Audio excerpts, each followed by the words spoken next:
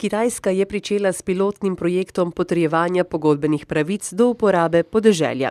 Ministrstvo za kmetijstvo je sporočilo, da je določitev registracije in certificiranje pravice do uporabe podeželskih zemljišč temeljnega pomena za reformo podeželja na Kitajskem.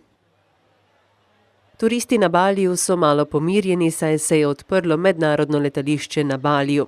Tako bodo lahko odpotovali.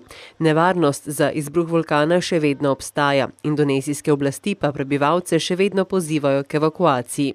Bali je namreč zelo priljubljena turistična destinacija, saj ga je leta 2016 obiskalo skoraj 5 milijonov ljudi. Švicarsko podjetje bo postavilo temeljni kamen za 55 milijonov vredno naložbo na Kubi. Predsednik Raúl Castro se namreč zelo trudi, da bi pritegnil mednarodni kapital, s čimer bi se vzpodbudila gospodarska rast.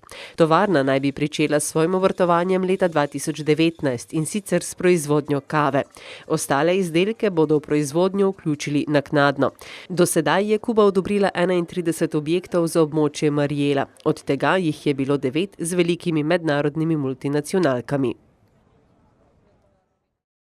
Velik kos ledu se je odlomil od ledenika v južnem Čilu. Strokovnjaki so objavili ogromen blok modrobelega ledu dolgega 350 metrov in širokega 380 metrov, ki je prosto plaval v vodah ledeniške lagune.